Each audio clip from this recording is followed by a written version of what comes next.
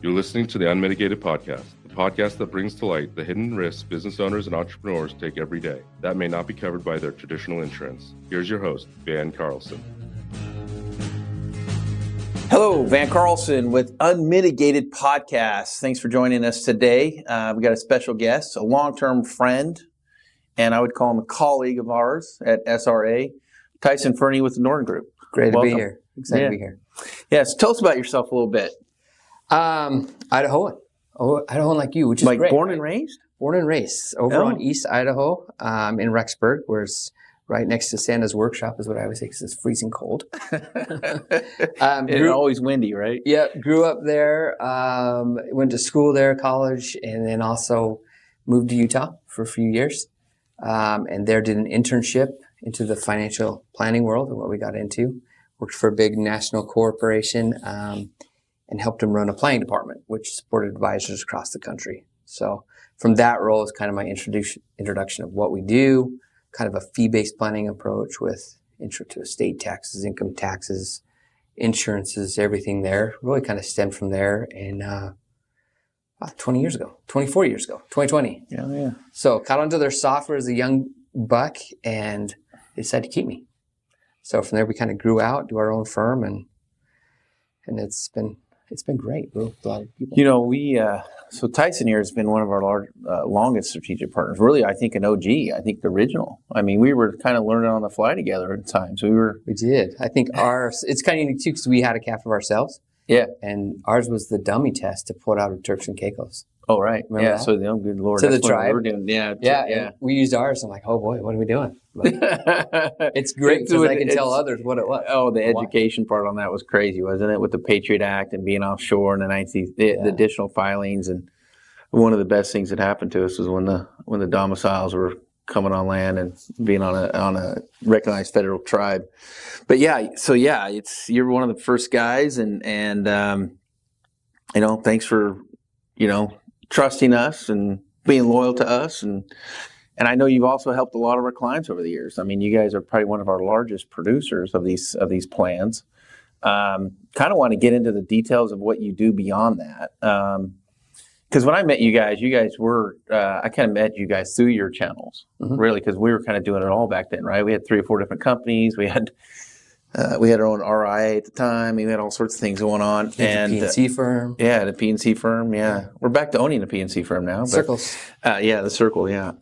But that being said, when really your advanced planning, I think, is what really intrigued me the most, what you guys were doing, and how you would structure things that would just be smart and bottom line benefit to the client.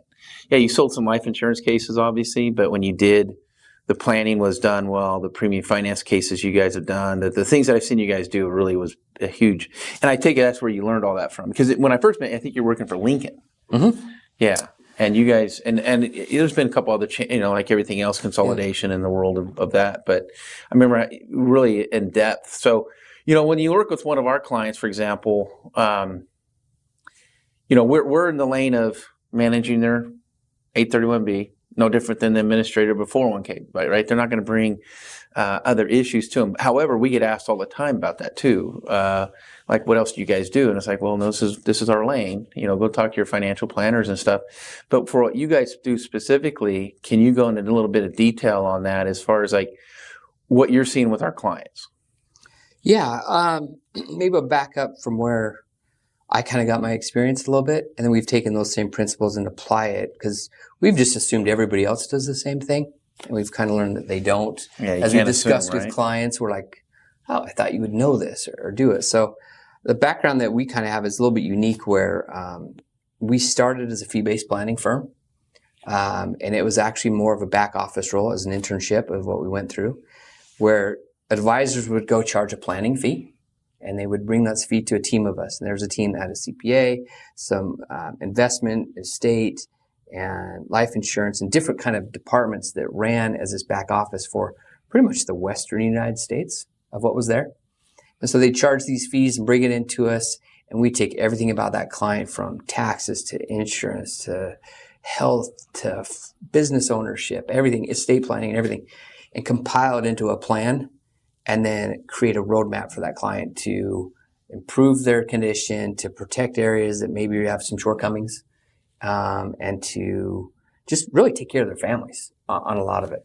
My first couple months into it, I remember, I guess it was a few months into it, where I first got into working on a plan, taking client stuff, information back and forth. It was really a fire hydrant learning, because there wasn't a ton of resources other than learn by doing, right? Your continuing ed. You're like, what is this? What is interstate tax and stuff? Oh, we had great software and tools that taught us how to do it. But we had a case that came in, and the business owner had multiple business throughout the valley and everything. I still remember his name.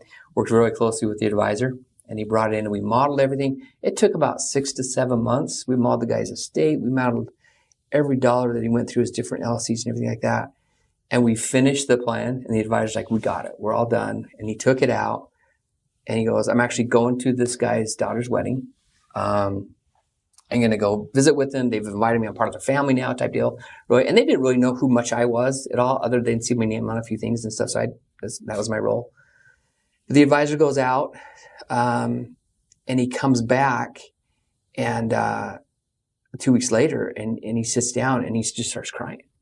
And I'm like, what's going on? I'm like, did we goof up? He goes, no, I went out there, delivered, we got everything done, came back for the wedding that weekend, and the dad was out playing basketball and fell over from a massive heart attack. Right after all of his trusts were done, everything buy-sell, everything done, everything's done in that binder. The life policies were issued? Life policies issued. We actually had extra policies. We told him, just hold on them. There's no reason to terminate him. We've got an extra 2 months of grace period, to go through and different things. So we kept him, and he passed away, right? And I was like, just floored. And I was actually thinking like, wow, I'm actually going to see if this really works and see it real time of how this affects the family. So a couple weeks later, he comes back. The advisor comes back with a report. He goes to the funeral. And he told me, and he starts crying again too. And I'm like, man, it's pretty emotional, but it was great. At least it was meaningful. And I'm like, usually we're seeing numbers and it's tax information. Right. Here's some personal. Rubbers meet the tires meet the road here. Yeah.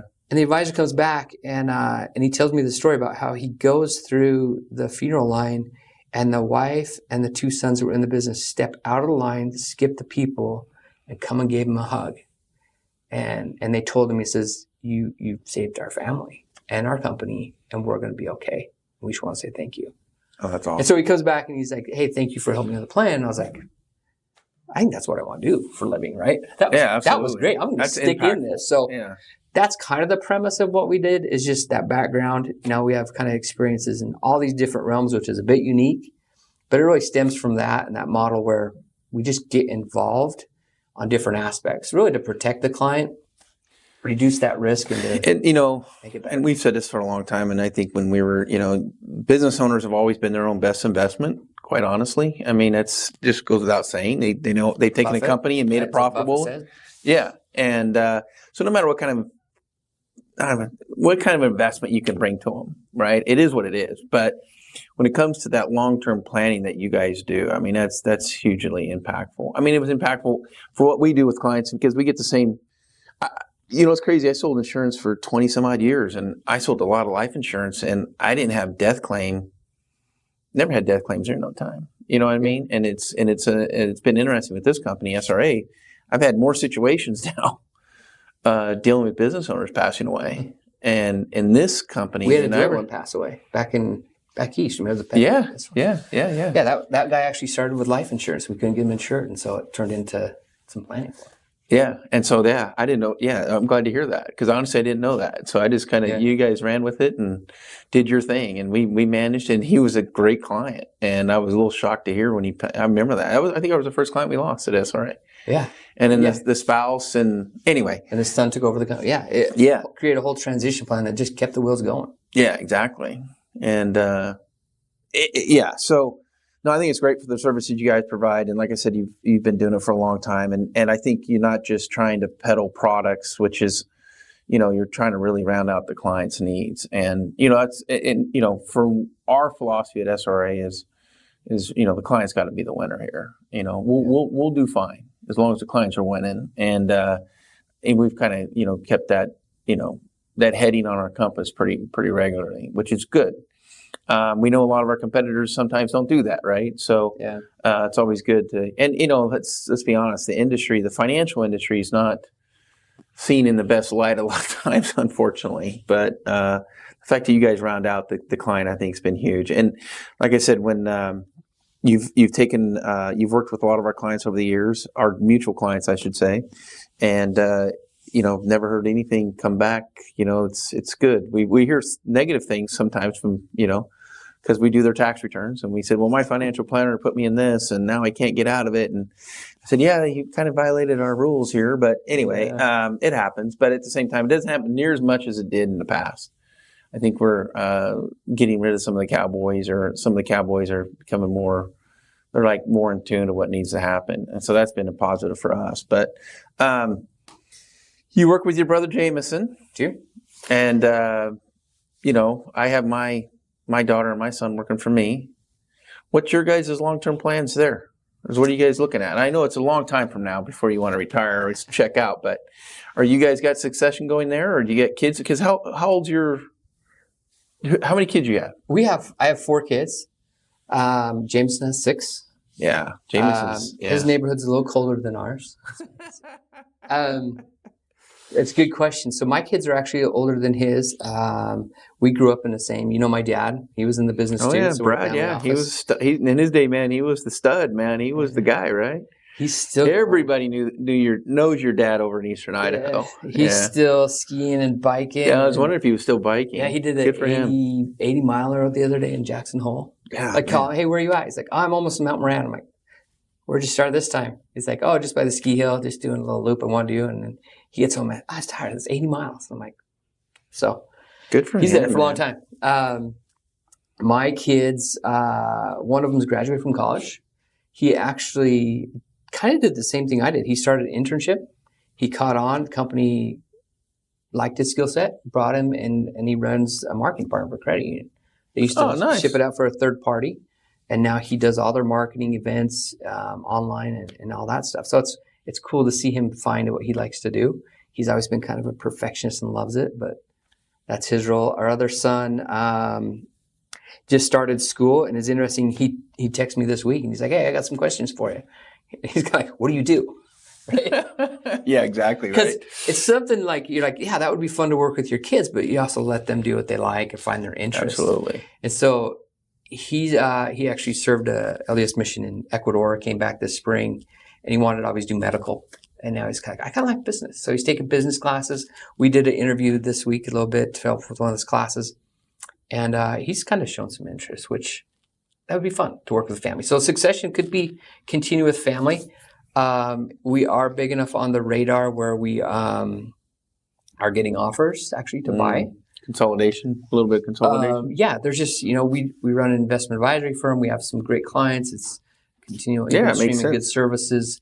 But the hard part would be really getting those reins out and trusting if somebody's going to help those clients. So for right now, we're good. We're going to keep going with what we're good. And to grow it, we really enjoy working with the people. And probably the biggest thing is educating them. Oh, 100%. There's nothing more than just helping people understand what there is, what they can do, or what they should be aware of. And then... And not overselling it either, right? I mean, none of this stuff's a silver bullet. It's all... And there's planning, which means that there's time involved, right? So, and most business owners, that's their... And speaking as one, I can say that, I'm not the most patient guy. So, and we deal with it on our end too. And, the nice thing with our tools, I feel like it is a long-term planning strategy that needs to be implemented. And in the back room, you guys get to work on those reserves and surpluses and bring additional value beyond that. And I think that's one of the things that, for me, I know, based on our strategic partners, they're being taken care of on that. Because I don't have the time to talk to as many clients as I used to in the past, but I found myself a lot of times, because you just can't help yourself. You see somebody going off the cliff here, or potentially going off the cliff, and because of my experience and been witness to other situations and scenarios and the good, the bad, and the ugly of what our industry drives, with lack of planning and unexpected issues come up, right? And you can't help yourself. You just got to hey man, you guys shouldn't be doing this, and here's why. And then going down these not rabbit holes, but I feel like it because it's not my place. And so I've gotten away from that a lot more. And being able to hand over to strategic partners like you and say, hey, just, and the client will say something. And it's crazy. And I think you were prior to our getting this podcast recorded, you mentioned that a lot of times when you do have clients coming on board, you do make some assumptions that, okay, you're doing an 831B plan. There's a level of sophistication there. And then you find out that, and believe me, I've been surprised when I've talked to very successful business owners, and they don't have a financial planner. They don't have, sometimes they'll just do self-directed. Or the other thing I should say too is that they're just naturally really conservative people, successful people in their mid-50s. I say it all the time. I mean, and they're kind of past their spinning period, and they're kind of looking at the, down the road here, and doing the same thing over and over again is not making sense anymore to them. And, they come to us, and then from there, they're starting to look for other things. And so I think that's another big benefit that you guys provide is some of those roadmaps. Can you talk about an experience you've had with one of our clients where you've been able to go beyond what we do? Yeah. You were talking about talking to clients. I mean, you seem headed down the wrong trail, right? We've actually had a few of those. We know the parameters that you guys like to have in SRA for your investment allocations and just risk tolerance. So we really try to stick to that, with also bringing different strategies and different ways to get on board. But we've had ones that are like, hey, I want, boom, everything in this one stock. And you're like, can't do it. Not going to do it. And it's a little bit different because I feel like I don't want to be that like, hey, I got a fiduciary responsibility. I'm not going to let you do that in this role. But let me explain why, right? Of why we're not going to put a huge chunk of this money into this one spectacle stock, or you've heard something there. So, right, it's that mindset of let's just talk about it and look at it. And we've had some where we've been overridden and there's been a lot of money lost. And I've actually written that off because I'll say, look, I'm signing this off. This is on you. We're going to carve this part out of your portfolio. Just know this is your decision. And we would have others that listen, right? And I pull up the stock every day. I'm like, did we make the right decision, right? We were at $26. It went to $60 and now it's at $12. And I'm like, we're good, right? We're good. And so that client's a unique one, and it's a very large one out of state, of what they do. But what we've done with them too is probably from that decision, we've started that discussion where we've got a little bit more. And I always come into the relationship because a lot of our clients refer to us of what's there, or they're our own clients. So I'm cautious if there's another advisor involved. But hopefully as we educate that client and just help them where we can, that they feel comfortable expressing or asking more questions, especially in the SRA. That's a bit unique. We've owned one. We're not SRA, so they can ask us anything we want. And I feel like we can tell them anything we want, right? We don't have the same compliance as you guys maybe to say, hey, here's what I feel. Here's what I see. Or I can assume you're worried about XYZ. We were too. And here's where my trust lies, and here's kind of my background and stuff. So that helps build that relationship. But it's opened up the doors for us too as we pull some of these clients in. So like a couple of weeks ago, we sent out information. We've had a death in the family a year and a half ago. It's been its own challenges and everything that's there. And we know from a perspective where we can see how a lot of these captives are owned, and we can see the ownership of them in their names, right? We're like, okay, if they're in their names, they probably should be in a trust. They should have some family planning done there, right? It really doesn't change ownership with you guys. It's just kind of that longevity of continuation. So we recognize that, and the majority of them do not have that. And so we started asking some of our better associated clients, like, yeah, we don't have anything. We've talked about it for years. We haven't done anything. So we rolled out a plan for all of our clients to get estate planning, just their documents, just to start with somewhere. And that's opened up more communication where people called us and like, hey, we don't know where we're at with all of our balance sheets and financial statements and everything. Can we consolidate? Do you have tools for that? So we have software. We do that for them. We do keep track of all their stuff. We upload all their different accounts, their loans, their appraisals for properties and everything. And we just help them create that kind of a holistic view of everything have outside besides just their captive. And it just kind of brings it into cohesion so they see where they're at probably the first time. We used to joke about when we used to do this financial planning, we had sizes of clients of what they were, right? And we'd say, I won't give you the parameters, but clients up to X amount of million net worth were had expensive cars, or we like to show that, and we're pretty, hey, this is me, this is what's going on. No planning of what's there. And then once you get beyond that scale, they were kind of like what you said. They were more conservative, focused on the family, just focused on growing it and doing good. They didn't pay attention to their numbers, but they were more likely had just kind of forgot about all the other planning stuff, that if one of these little implosions happen in their estate, a key man or dad passes away at the wedding basketball game or something like that, right? That'll just blow everything up. So hopefully as we reach out and help some of those clients in those doors and parameters in their lives, that it just makes it better for them. Well, let's be honest. I mean, it's the biggest challenge. First off, they got to slow down. They got to think about something. It takes time to work on some of the stuff. Yeah, absolutely. And if it's comprehensive attorneys, they're not cheap.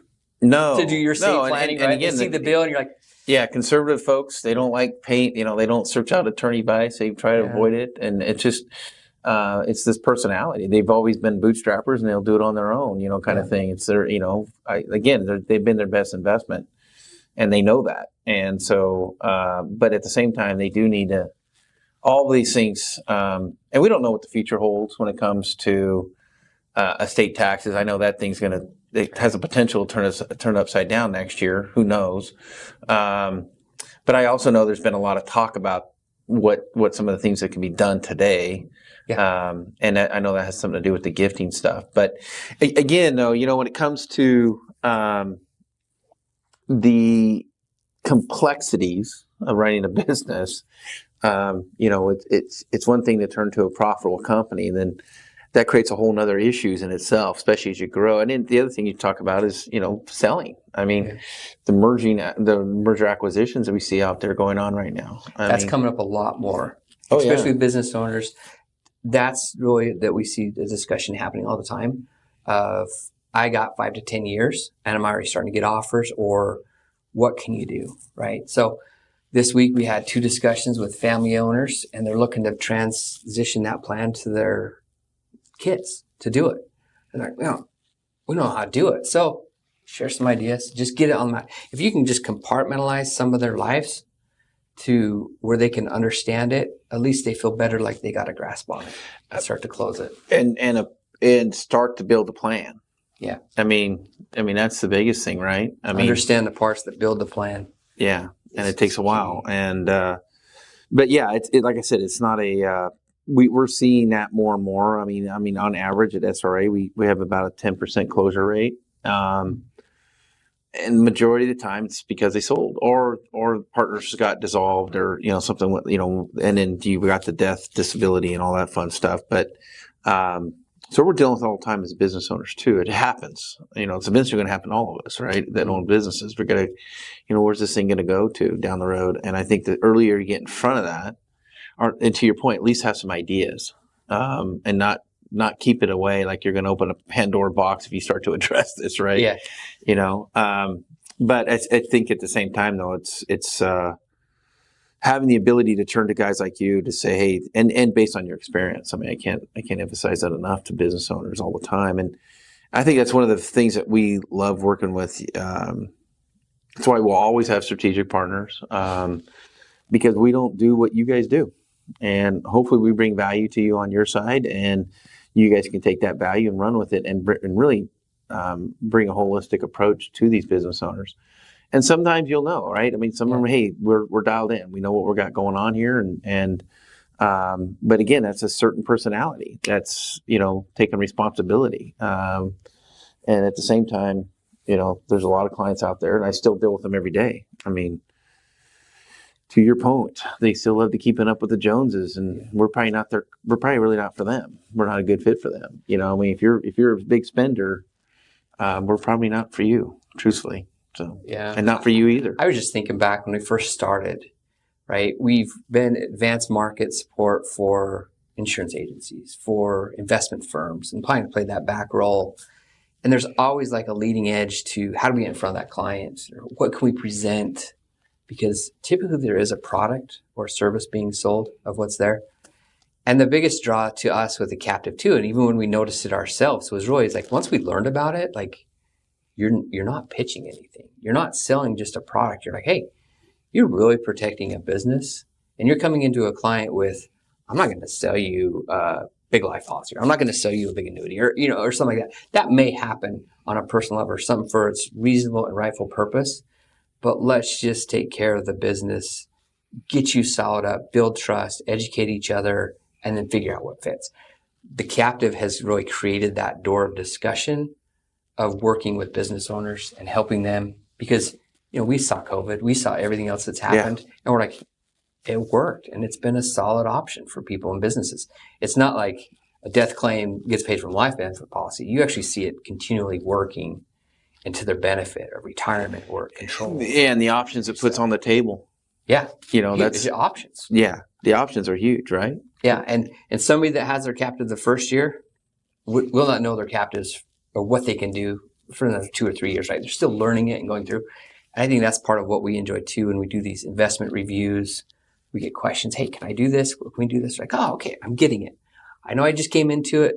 I had some risks. Yeah, and you guys helped us out a lot too with that. I mean, I know when business owners are busy, and so they have I call it amnesia, right? I mean, I always joke about it, but it's like if you remembered everything you did or everything that's hanging out there, all the balls you got up in the air, you really may not get out of bed sometimes as a business owner. But to be a successful business owner, I think you have to have short-term memory on some things. Yeah. And unfortunately, it's not unfortunate. It is what it is. You guys are constantly at times re-educating the clients too, right? I mean, we just got hit with that second quarter largest claims we've gotten hit in a while. What is the largest quarter we've ever had to draw on the pools? What kind of did you guys get feedback? Did you guys get called or? Yeah, we got feedback. A couple were not happy, but those were ones that didn't have a good understanding. And after we got good data of everything that happened, we reached out and we'd call, we explained things, and we'd work through the numbers and tell them what the exposure was. And then we reminded them, like, look, if you're in this situation and you had a max claim, that's what you just protected yourself for. So not only does this verify the whole program of what's going on, you now see that it works for your own policies that you have. And in that discussion, it was like, okay, that made it more fitting. It was understandable, and it seemed to end that discussion or that worry about the claims. And it hasn't come up since. But it's that preemptive explanation of what it is, because some of them don't realize it or haven't seen claims that much or pay attention to it. And I think one of the nice things, and I always point to this, is like those clients are going to remember those. Yeah. Like, I did pay claims that are not my own, and I wasn't that damn happy about it either, right? But that's the reality of it. I mean, I think that's been a good benefit to us to really, it's helped us out through our 6700 audit and all the other things, I think, to some degree, to really show the distribution of risk, the law of large numbers, right? So,